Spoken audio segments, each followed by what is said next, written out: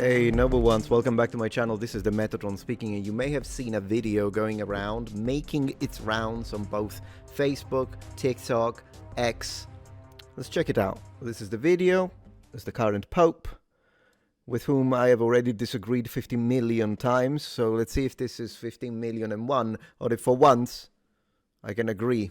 Let's go. Here I would especially call to mind the many victims of violence, including religiously motivated violence in Bangladesh, in the Sahel region, and in Nigeria, as well as those of the serious terrorist attack last June on the parish of St. Elias in Damascus. Nor do I forget the victims of jihadist violence in Cabo Delgado, Mozambique.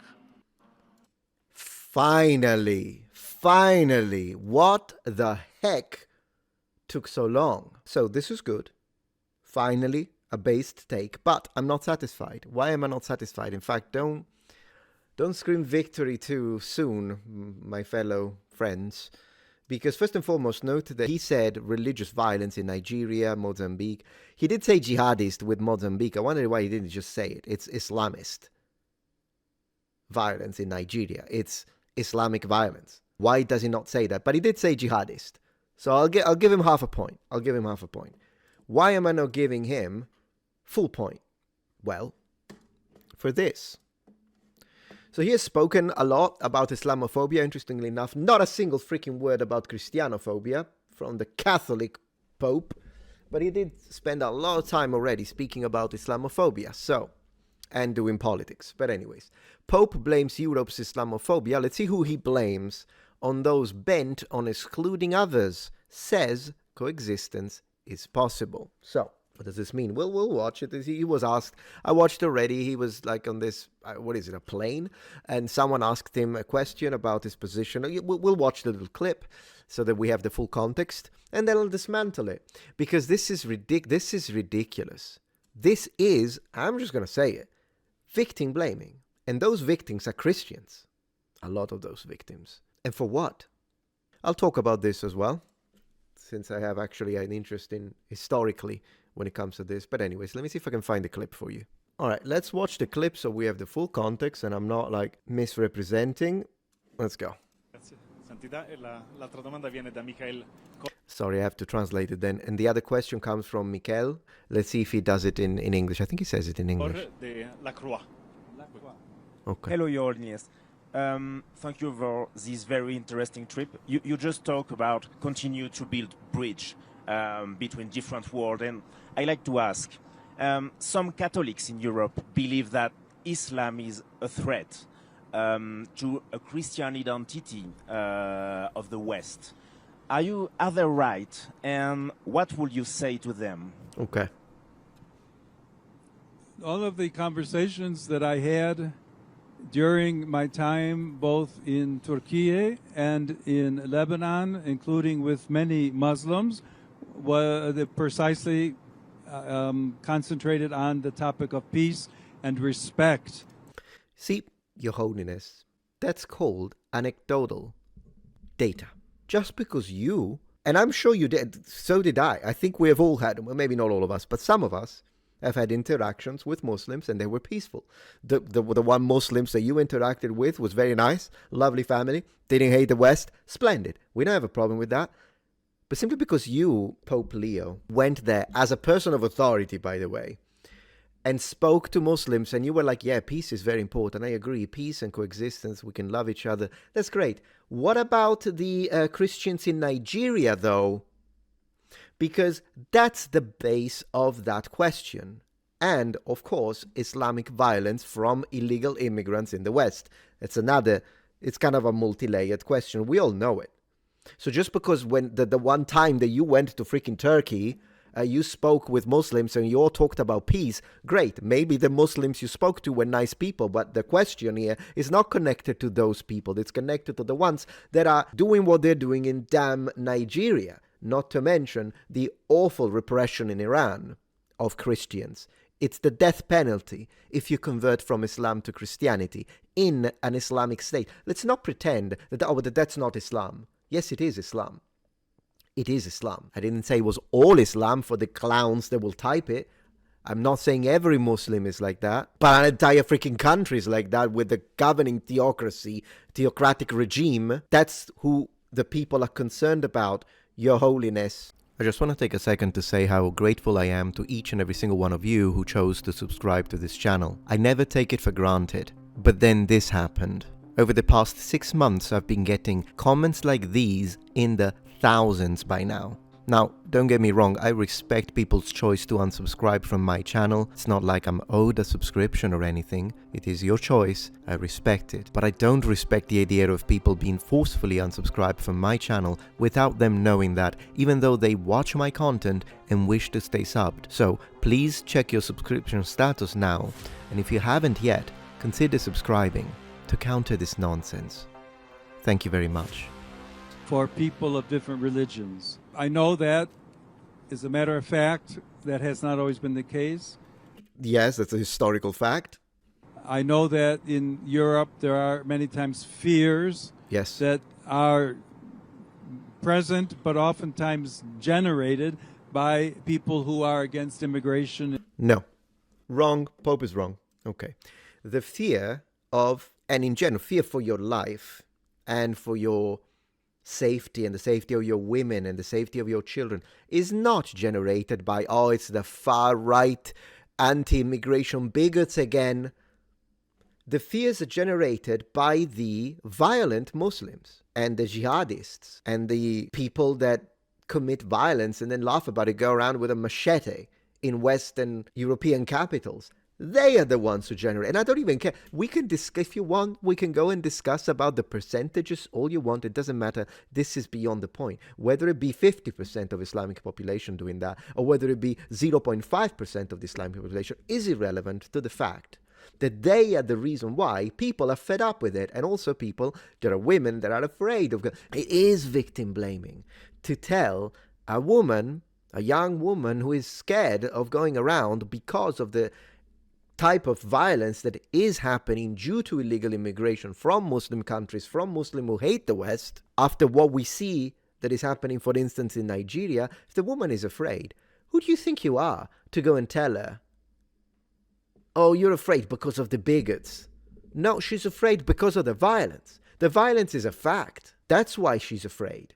And she's right to be afraid. And trying to keep out people who may be from another country. And trying to keep out people who are maybe from another country. It's called borders, and you have them at the Vatican. In fact, they're very tall, the walls that you have at the Vatican, Your Highness. And I would like to underline one more thing, because you guys don't know. You have never been to Rome. If you go to Rome and then you walk and proceed to make your way to the Vatican, where you've got the massive monumental medieval walls, you know who sleeps right next to the walls? Homeless people. It is full of homeless people. Do you think he lets them in? Do you think they got to sleep in the cold? And before you say, yeah, but the Vatican is a small state, it's not like they can accommodate all of the illegal immigrants that he likes so much and the homeless people. Right, but do you know how much property the Catholic Church owns in Rome alone? Problem is, they can't give it to the illegals because they would stop making a profit off of it. So it's a highly hypocritical stance to take. Point a finger and say, all these bigots that want people out. Well, so do you want people out, Pope, because you don't let them in your properties. Another religion, another race. And in that sense, I would say that we all need to work together. One of the values of this trip is precisely to raise the world's attention to the possibility that dialogue and friendship between Muslims and Christians is possible. I'm not against that, by the way. What I'm against is to tolerate the violent ones. They need to be dealt with. And then with the peaceful ones, I have no problem. You believe your thing, I believe my thing, and we can even have a doctrinal debate, like they used to, by the way, in the Middle Ages. This used to be a thing before we started, in between wars, that is. But yes, there were groups that did that. There were groups that even prayed together in the same building. This is historical fact. I will present it on a dedicated video. The reality is, though, what I'm not okay with, which is what his predecessor was trying to do, and therefore I'm kind of afraid that he's going to do the same, is universalism. We Christians reject, true Christians reject universalism, because Jesus said, I am the way, the truth, and the light. No man cometh unto the Father but by me, which means you can believe whatever you want. You have your freedom, and I respect that. but I'm not going to change my beliefs for that. So universalism is anti-Christian at its very core. The idea of, which is where I think his predecessor was, it's just many different paths to God, but at the end of the day, they're all the same. So you can be a Muslim, you can be a Buddhist, you can be an atheist, you can be secular, but we are all going to end up in the same place. That is not Christian doctrine. It's a beautiful sounding doctrine, I imagine, to people, but it isn't Christian doctrine. So as a Christian, we should reject it. Doesn't mean that I don't want people to go. I'm just saying I believe in the words of the historical man I believe to be a god, and his words supersede his. I think one of the great lessons that Lebanon can teach to the world is precisely showing a land where Islam, Christianity are both present and are respected, and that there is a possibility to live together. Tell them that, because once they stop doing what they're doing, I'm sure that the bigots will calm down. I can assure you with that. And then there will be like maybe a minute, 0.3% of that subgroup that might still hate them on the basis of either their race, although then again, Islam is not a race, but whatever. Maybe it's a brown Islam, is a Muslim, and so they hate him/her because of that. Fine, yeah, they exist. I'm not denying that. But all of the others that are annoyed with what's happening, with the borders, with the nonsense, with all of this, we need to, Islamophobia is bad, but not a single word about Christianophobia.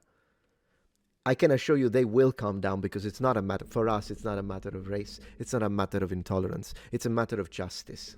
Be friends. Stories, testimony, witnesses that we heard even in the past 2 days of people helping each other, Christians with Muslims, both of whom had their villages destroyed, for example, of saying we can come together and work together. Who destroyed the village? I think those are lessons that would be important also to be heard in Europe or North America, that we should perhaps be a little less fearful and look for ways of promoting authentic dialogue and respect. And that's excellent. He just needs to stop telling Europeans that. He needs to tell that to the Islamic extremists. Tell the Muslims. Otherwise, you're a clown. Do you think I care about calling the Pope? I just call the Pope a clown. Absolutely, he's a clown. Anyways, this isn't a new thing, guys. The previous clown, this one, was also working on the same project. Pope Francis, it's not right to identify Islam with violence. And then it says, reported abroad the papal plane flying him home after visit to Poland asked him why he never used Poland, by the way, which is a place that has absolutely zero problem with that. Gee, I wonder why.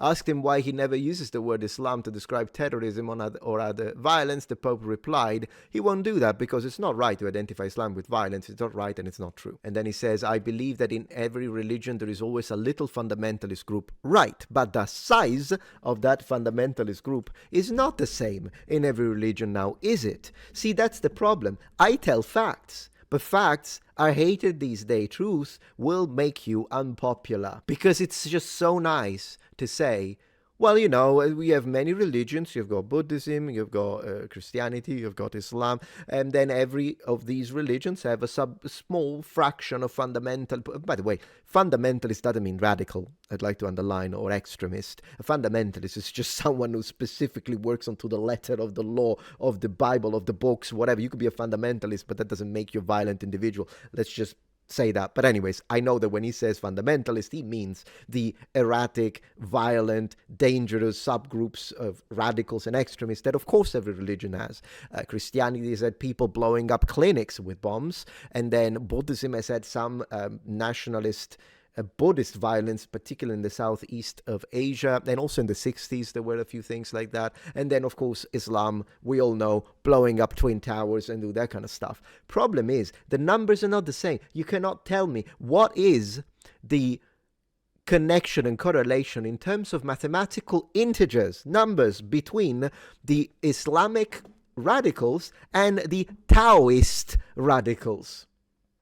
Why don't you? Are you going to pretend, of course the polls are different, but even then, there is more Christian than there is Muslims. Yes, I can tell you for a fact that there are more Islamic extremists than there are Christian extremists within the violent scope of what is happening. And this is all fact, but they will deny it. They will say, no, it's all the same. We have to state that it's all the same because it's the politically correct thing to say. Well, I don't care, because I care about the truth. I care about the truth. Look. This Pope Francis, right? Man, he's being reprimanded right now, I can tell you that much. He said, in an apparent reference to crime news in predominantly Catholic Italy, and these are baptized Catholics. If I speak of Islamic violence, then I have to speak about Catholic violence. Not the same. Not the same. And then he says, in Islam, not all are violent. Yes, the water is wet. Not all the Catholics are violent. Yes, and that's the absurdity of these late papacies, is that they will tell you lies. This is a lie. You know the numbers are not the same. Tell the Christians in Nigeria that, oh, well, it's the same. There are also Christian bad people, so good luck. Despicable. If you appreciate my content so far and wish to help ensure my ability to continue to tell it how it is, regardless of any possible backlash, please support this channel on Patreon. Any support helps me and my team of academics keep the channel strong and gives us the means to fight back against the political rewriting of history. Stand with us, form the wall, defend the truth.